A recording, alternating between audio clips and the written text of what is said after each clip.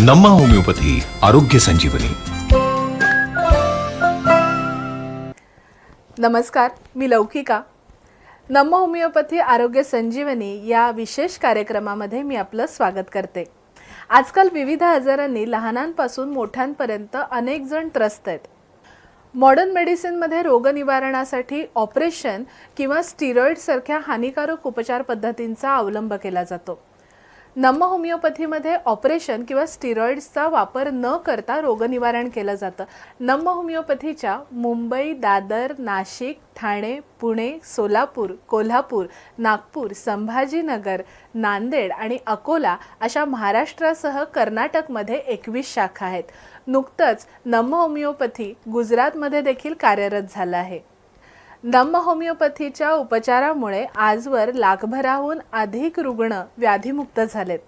आज आपल्या या कार्यक्रमात आपण अशाच एका विषयावरती तज्ज्ञ डॉक्टरांचं मार्गदर्शन घेणार आहोत. आजचा विषय आहे आर्थरायटिस आणि आपल्याला मार्गदर्शन करणार आहेत डॉक्टर साक्षी निकुंभ. नमस्कार डॉक्टर. सध्या सगळीकडे सर्रास ऐकू येणारा आर्थरायटिस हा आजार आहे. डॉक्टर, मला सांगा, आर्थरायटिस म्हणजे नेमकं काय? आर्थरायटिस म्हणजे काय तर नेमकं निगडीत सांध्यांशी निगडीत हा आजार आहे. सांधेदुखी म्हटलं की आर्थरायटिस हा शब्द आपल्या डोक्यात येतो. तर सांधेदुखीमध्ये पण खूप प्रकार आहे.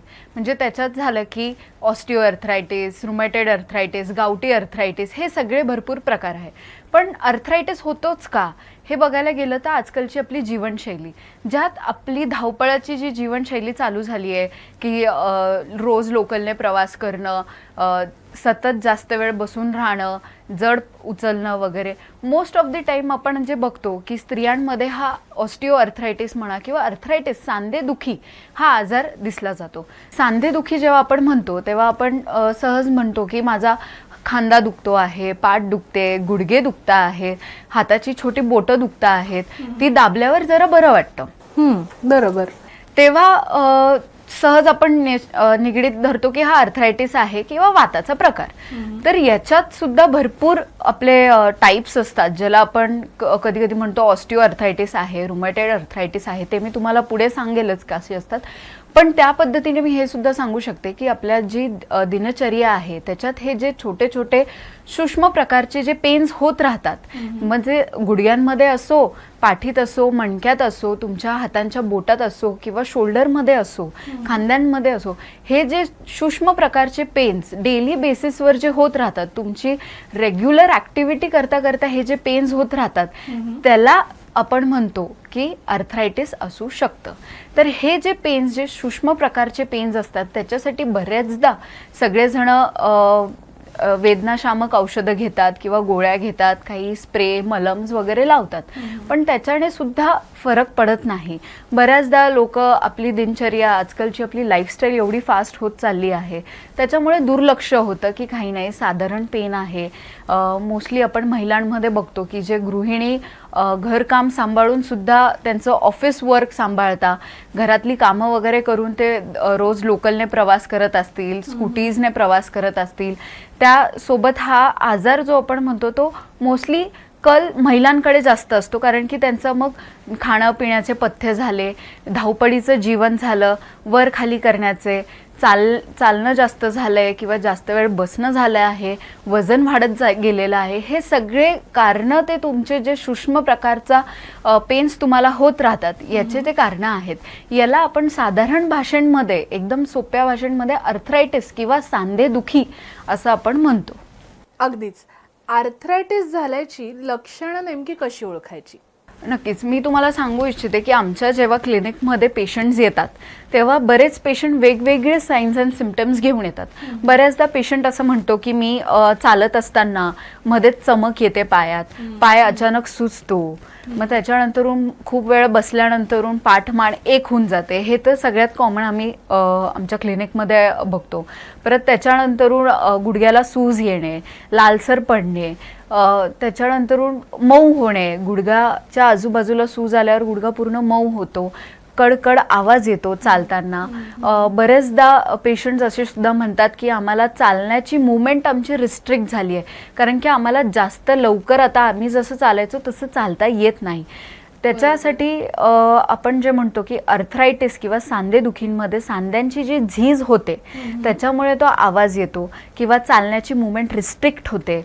ह्या सगळ्या जे प्रकार सायन्स अँड सिम्पटम्स आपण बघतो हे सगळे कॉमन सायन्स अँड सिम्पटम्स आपण अर्थरायटिसमध्ये बघू शकतो. नक्कीच. डॉक्टर मला सांगा, आर्थरायटिस नेमका कशामुळे होतो? बघा, अर्थरायटिसचे भरपूर प्रकार आहेत. जसं मी तुम्हाला आधी सुद्धा बोलले की ऑस्टिओ अर्थरायटिस झाला, रुमॅटॉइड अर्थरायटिस झाला, गावठी अर्थरायटिस ज्याला आपण रक्तवात, आमवात, संधिवात असं म्हणतो, त्याचे अजून भरपूर प्रकार आहेत.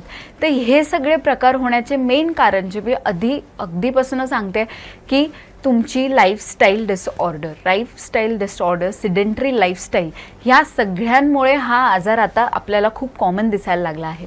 प्लस त्याच्यासोबत शारीरिक, मानसिक आणि इमोशनल लेवलचा जो ताणतणाव आहे तो सुद्धा या आजाराशी निगडीत असतो. त्याचसोबत व्यवस्थित सांगायला गेलं तर मग ओबेसिटी झाली, जास्त वेळ बसून बसून जो लठ्ठपणा येतो त्याचा सगळा भार तुमच्या गुडघ्यांवर येतो. गुडघे मग सुजतात, गुडघ्यांची झीज होते किंवा पाठीच्या मणक्यावर तो भार येतो. त्याच्यामुळे ह्या सगळ्या ज्या गोष्टी होतात ते दुखणं तुम्हाला जाणवून येतं. परत दुसरं आपण म्हटलो की सिडेंटरी लाईफस्टाईल, की एकच लाईफस्टाईल सतत रुटिनिस्टिक लाईफस्टाईल आपण जगत असतो. त्यात आपली एक्सरसाइज होत नाही, खाण्यापिण्याचे पथ्य नसतात व्यवस्थित, धावपळीचं जे जीवन आपण जगतो आहे त्याच्यामुळे सुद्धा हा आजार होऊ शकतो. प्लस त्याच्यानंतर मी सांगू इच्छिते की आपला आहार, मुख्यतः आहार हा खूप मोठा कॉज आहे अर्थरायटिससाठी. आहारशैली जास्त व्यवस्थित नसते. आजकालचं जे जीवन आहे, सकाळी कधी नाश्ता स्किप होतो, नाश्ता केला जात नाही, दुपारचं जेवण होत नाही, रात्री उशिरा झोपल्यामुळे किंवा लवकर झोपल्यामुळे रात्रीचं जेवण होत नाही, काहीतरी खाल्लं, बेसिक प्रोटीनिशियस डाएट नसतं, आहारामध्ये कॅल्शियमची कमतरता भासते, B12 कमतरता भासते. ह्या सगळ्या ज्या आहाराशी निगडीत समस्या आहेत त्या आपल्याला अर्थरायटिसकडे नेतात. त्याच्यासोबतच अजून एक मेन कॉज आपण जे म्हणतो की अर्थरायटिस वगैरे होण्याचा आहे की तुमच्या बॅड हॅबिट्समध्ये आपण बघतो की सिगार स्मोकिंग असेल, त्याच्यानंतर अल्कोहोल, धूम्रपान किंवा आपण जे मद्यपान आपण म्हणतो, ह्या सगळ्या गोष्टीसुद्धा तुमच्या अर्थरायटिसला निगडीत असतात. त्याच्यानंतरून वेळेवर जेवण नाही, फास्ट फूड खाणं, बाहेरचे जास्त ऑइली पदार्थ, खूप फॅट्स असलेले पदार्थ आपण खातो जे आपल्या बॉडीला लवकरात लवकर पचत नाही, बॉडी ती एक्सेप्ट करू शकत नाही, असे जे आपण पदार्थ खातो त्याच्यामुळे सुद्धा अर्थरायटिसकडे कल जातो. त्याच्यानंतरून आपण अजून एक बघतो की वेळेवर जेवण नाही, डाएट स्किप होणं, जास्त कधी फक्त पाण्यावर काही लोक राहतात कारण की त्यांना कामाचा वगैरे इतका स्ट्रेस असतो, डिसिप्लिन नसतं, एक प्रॉपर डिसिप्लिन दिनचर्या आपण फॉलो करत नाही की सकाळी उठून एक्सरसाइज करणं, एक्सरसाइज नंतरून एक प्रॉपर गुडघ्यांना चालना देणं, स्ट्रेचिंग करणं, ते सगळं आपल्याकडनं होत नाही. म्हणून ते सुद्धा एक आपण बॅड हॅबिट्समध्ये बघू शकतो की आजकालची जी डिसिप्लिन राहिली नाही आहे. बरेच जण आपण बघतो की 2 दिवस सकाळची शिफ्ट करतात, 2 दिवस नाईट शिफ्ट असते. ही जी त्यांच्या दिनचर्यामध्ये सतत चेंज होणारी जी सायकल आहे ते सुद्धा तुमच्या मेंटल, फिजिकल आणि इमोशनल लेवलवर काम करते आणि त्याच्यामुळे तो इफेक्ट आपल्याला तुमच्या फिजिकल लेवलवर दिसतो. तर हे सगळे जे कारणं मी तुम्हाला सांगितले हे तुम्हाला अर्थरायटिसकडे नेणारे कारणं आहेत. आर्थरायटिसची लक्षणं आणि आर्थरायटिस कशामुळे होतो हे आपण आता डॉक्टर साक्षी निकुम यांच्याकडून जाणून घेतलंय.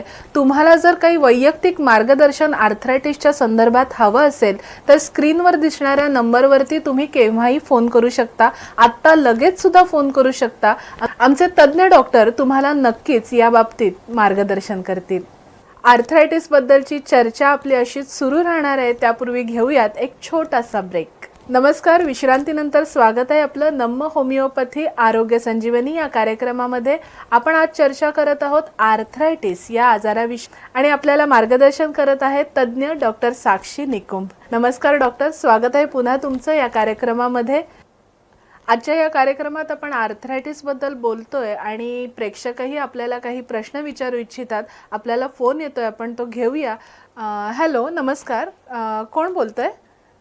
हॅलो, मी यश बोलतोय नागपूरवरून. नमस्कार यश, बोला. मी सध्या IT सेक्टर मध्ये कामाला आहे. हां. आणि की माझी पाठ खूप दुखते, घरी बसून वर्क फ्रॉम होम चालू आहे माझं. बरं. हां. आणि असं होतं मेडिसिन घेतोय, पेन किलर घेतोय भरपूर, पण ते तात्पुरतं बरं वाटतं, त्यानंतर परत पाठ दुखायला लागते. हां हां. तर मग ह्याच्यावरती काय इलाज आहे? नक्कीच डॉक्टर काय सांगाल आम्हाला? तर नक्कीच यश, जसं तुम्ही तुमचे सायन्स अँड सिम्पटम्स सांगितले की तुमची पाठ दुखते, मान दुखते, कंटिन्यू सतत ते बसून काम असल्यामुळे, तर तुम्ही बरेच मेडिसिन्स, औषधं, उपचारसुद्धा केले.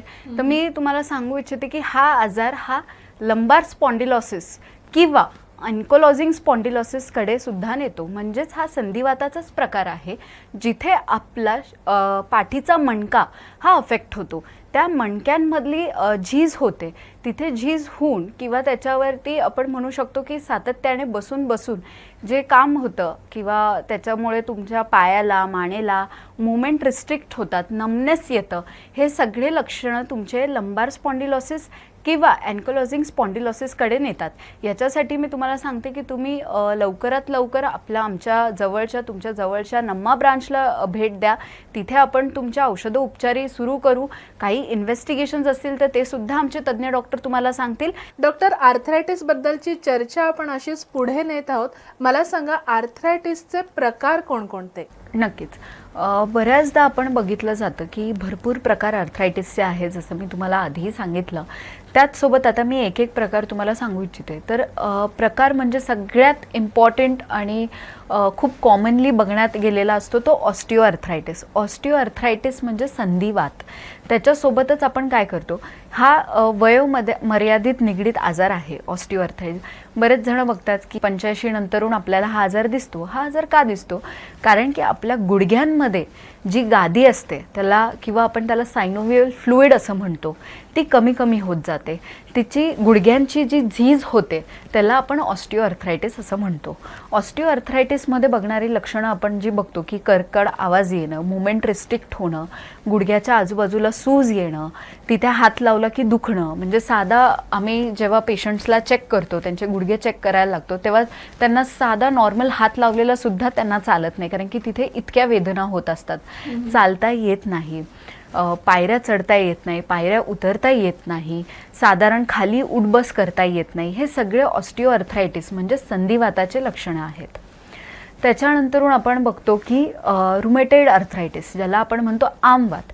आता आमवात हा म्हणजे बघितला गेलेला की तुमच्या रोगप्रतिकारशक्तीवरती निगडीत हा आजार आहे. रोगप्रतिकारशक्ती म्हणजे काय? ऑटो इम्युन डिसऑर्डरमुळे हा आजार होतो. तुमचेच पांढऱ्या पेशी तुमच्याच बॉडीच्या सेल्सला घातक ठरतात, तेव्हा आपण त्याला ऑटो इम्युन डिसऑर्डर असं म्हणतो, म्हणजेच रुमॅटेड आर्थरायटिस होतं. त्याच्यासोबतच आपण काय बघतो की ह्या आजारामध्ये आपण छोटे छोटे जॉईंट्सवर एफेक्ट दिसतं. मग ती तुमची मनगट असो, तुमचा खांदा असो, तुमचे छोटे बोटं असो किंवा गुडघा वगैरे, हे सगळे जॉईंट्स आपण दिसतो. याला आपण आमवात आणि रुमॅटेड आर्थरायटिस.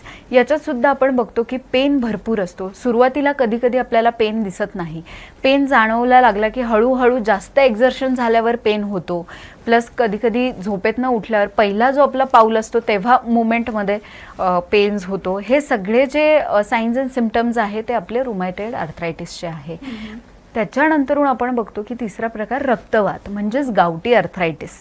गावठी आर्थरायटिस म्हणजे शरीरातलं युरिक ॲसिड वाढत गेलेलं असतं आणि ते आपल्या ग्रेट टो म्हणजे आपल्या पायाच्या बोटांपाशी ते युरिक ॲसिड जाऊन साचतं किंवा आपल्या एल्बोजपाशी साचतं, आपल्या बोटांपाशी साचतं. हे साचत झाल्यामुळे होणारा आर्थरायटिस, कारण की याच्यात मुवमेंट तुमची रिस्ट्रिक्ट होते.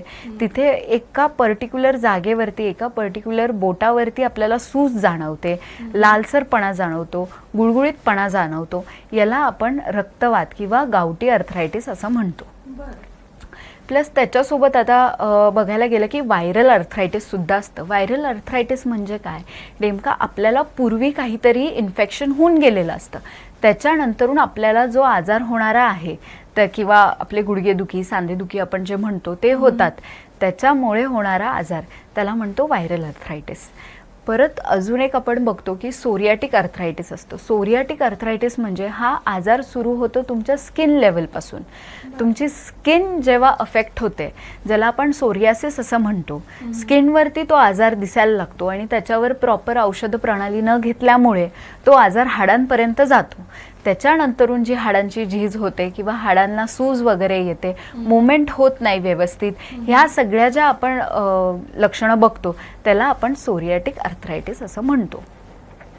त्याच्यानंतर अजून एक आहे जे आता खूप प्रमाणात आम्हाला दिसायला बघतं की आमच्याकडे सध्या लहान मुलंसुद्धा हाडं दुखत आहेत, पाठ दुखते, कंबर दुखते किंवा गुडघे दुखत आहे, हे सगळे जे कंप्लेंट्स घेऊन आमच्याकडे लहान मुलंसुद्धा येतात त्याला आपण म्हणतो ज्युव्हेनाईल आर्थरायटिस. ज्युव्हेनाईल आर्थरायटिसमध्ये म्हणजे काय होतं, मुख्यत कारण याचं आहे आहार किंवा जेनेटिक फॅक्टरसुद्धा आपण म्हणू शकतो की आई वडिलांना हा आजार असल्यामुळे तो मुलामध्ये आलेला आहे. त्याच्यानंतर मुलाचे हाडं ठिसूळ होतात, वीकनेस जाणवतो, लठ्ठपणा येतो किंवा त्याला काही काम करण्याची इच्छा होऊ शकत नाही, नुसतं सूक्ष्म पदार्थाचे त्याच्यावर पेन्स होत राहतात. हे सगळे ज्युव्हेनाईल आर्थरायटिसचे लक्षणं आहे. असे बरेच आर्थरायटिसचे प्रकार आपण बघतो ज्याच्यात अँकोलायझिंग स्पॉन्डिलोसिस येतं, परत लंबार स्पॉन्डिलोसिस येतं. हे बरेच प्रकार आपण वाताचे बघतो, आर्थरायटिसचे बघतो. हा आजार जेवढ्यात लवकरात लवकर तुम्ही डिटेक्ट करू शकतात किंवा तुम्हाला जे पेन्स होऊ शकतात त्याच्यावर बरेच पेशंट लोक आमच्याकडे येतात. ते सगळे मॉडर्न मेडिसिन्स ट्राय करून आलेले असतात, त्याच्यावर लेप लावून, मलम लावून, वेदनाशामक गोळ्या घेऊन आलेले असतात. तर त्याच्यानंतरून तो आजार इतका वाढतो की त्याला परत कंट्रोल करण्यासाठी आम्हाला खूप वेळ लागतो. प्लस त्यासाठी आम्ही एक आमचा जो नवीन फॉर्म्युला आहे, immunogenic miasmatic 6th generation homeopathic formula नम्मा होमिओपॅथीने काढलेला आहे. त्यासाठी आम्ही आर्थरायटिसवरती लवकरात लवकर किती छान पद्धतीने उपचार देऊ शकतो याच्यासाठी आमचे भरपूर प्रयत्न असतात. म्हणून मी प्रेक्षकांना हेच सांगू इच्छिते की तुम्हाला जर का लवकर हे सारे लक्षणं एकदम पहिल्याच स्टेजेसवरती जर का दिसत असतील तर बाकीचे फक्त तीव्रता कमी करण्यापुरता किंवा पेन्स कमी करण्यापुरता औषधं घेण्यापेक्षा तुम्ही लवकरात लवकर नम्माकडे आलात तर आमचा जो फॉर्म्युला आहे immunogenic miasmatic 6th generation homeopathic formula, याच्या साहाय्याने आम्ही तुमच्यावर नक्कीच उपाय करू शकतो आणि तुमच्या आजाराला नक्कीच बरोबर करू शकतो, क्युअर भेटू शकतो आणि पुढे काही याचे कॉम्प्लिकेशन्स होणार नाही याच्याकडे आमची लक्ष असते. अगदीच डॉक्टर, आपण आत्ताच सांगितलं की नम्मा होमिओपॅथीमध्ये आर्थरायटिस हा रोग बरा करण्यासाठी एक विशेष उपचार पद्धती शोधून काढण्यात आलेली आहे. या उपचार पद्धतीबद्दल डॉक्टर आम्हाला माहिती सांगा ना. नक्कीच. कसं आहे, जे मी तुम्हाला आधी सांगितलं, आजकालचे जे होणारे आजार आहेत ते तुमच्या जीवनशैलीशी निगडीत आहेत, बरोबर. तर जीवनशैली जी आपली फास्ट झाली आहे त्याच्यात आपल्याला स्वतःसाठी वेळसुद्धा मिळत नाही किंवा आपण आपल्या परिवारासुद्धा वेळ देता येत नाही, एवढी जी फास्ट लाईफ झाली आहे त्याच्यासाठी त्याच गतीने आपल्याला आजारसुद्धा बरा करू शकतो याच्यासाठी आपण जो फॉर्म्युला काढला आहे त्याचं नाव आहे immunogenic miasmatic 6th generation homeopathic formula. तर ह्या फॉर्म्युलाचा अर्थ काय किंवा हा फॉर्म्युला कसा काम करतो याच्यासाठी मी बघते की इम्युनोजेनिक म्हणजे काय. इम्युनिटी म्हणजे तुमची रोगप्रतिकारशक्ती. जसं मी तुम्हाला आधी सांगितलं की आर्थरायटिस व्हायचं मेन मुख्यात कारण असतं की तुमची रोगप्रतिकारशक्ती खालावली जाते.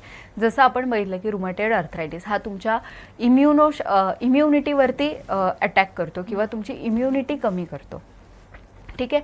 तर त्याच्यासाठी आपण बघतो की हा इम्युनिटी वाढवण्यासाठी आपण मेडिसिन्स देतो. जशी जशी तुमची रोगप्रतिकार शक्ती वाढेल तसं तसं तुमचा हा आजार कमी होत जाईल. मोस्टली आपण बघतो की घरात 4 ते 6 जण असतील किंवा आपल्या फ्रेंड सर्कल्समध्ये आपण बघतो की सेम एजचे असतात, पण त्याच्यातले 1-2 जणांना अगदी एज नसल्यासुद्धा आर्थरायटिस होतो किंवा सांधेदुखी होते. तर हे का होते? कारण की त्या पर्टिक्युलर व्यक्तीचा रोगप्रतिकार शक्ती कुठे ना कुठेतरी कमी झालेली असते. तर ती रोगप्रतिकार शक्ती वाढवण्यासाठी आपल्याकडे औषधं आहेत. कारण की जर का बॉडीची रोगप्रतिकार शक्ती वाढली, बॉडीची रिॲक्टिव्हिटी वाढली तर तो आजार लवकरात लवकर कमी होतो आणि बरा होतो. प्लस त्याच्यासोबत आता मायझमॅटिक म्हणजे काय. मायझमॅटिक म्हणजे की तुमच्या पिढीतनं आलेला आहे का आजार, तुमच्या जेनेटिक आहे का, हेरिडेटरी आहे का, अनुवंशिक आहे का, हे सगळं आपण बघतो. हे सगळं जेव्हा आपण स्टडी करतो तेव्हा हे मायझमॅटिक आपण म्हणतो. म्हणजे मुळासकट तो आजार काढण्यासाठी पण आपल्याकडे औषध आहेत.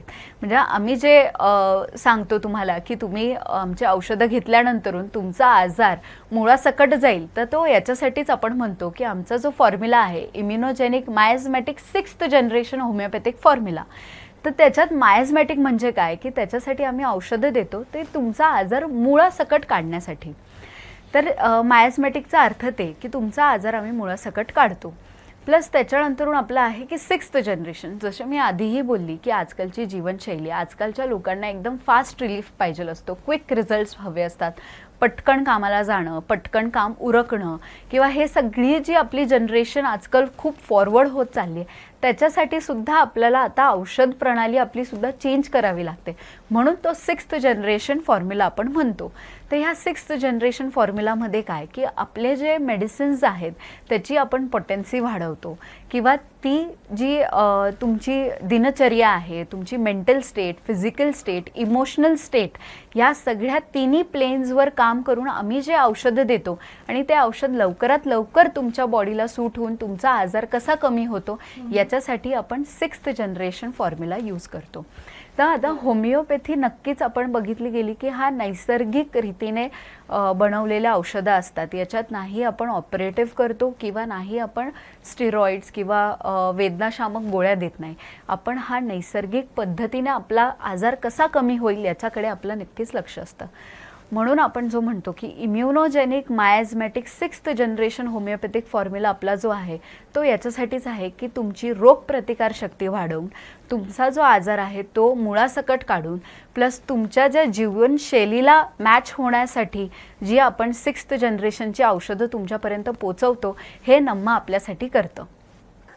डॉक्टर, जसं आपण सांगितलं की नम्मा होमिओपॅथीने immunogenic miasmatic 6th generation homeopathic formula हा आर्थरायटिसवरती उपचार करण्यासाठीची उपचार पद्धती शोधून काढलेली आहे. आर्थरायटिस तुम्हाला झाला असेल आणि त्यावर तुम्हाला वेळेत योग्य उपचार करायचे असतील तर तुमच्या जवळच्या नम्मा होमिओपॅथीच्या क्लिनिकला तुम्ही जरूर भेट द्या. डॉक्टर, तुम्ही आज इथे आलात आणि आर्थरायटिस सारख्या गंभीर आजाराबद्दल आम्हाला मार्गदर्शन केलं त्याबद्दल आपले खूप खूप आभार. नम्मा होमिओपॅथी आरोग्य संजीवनी.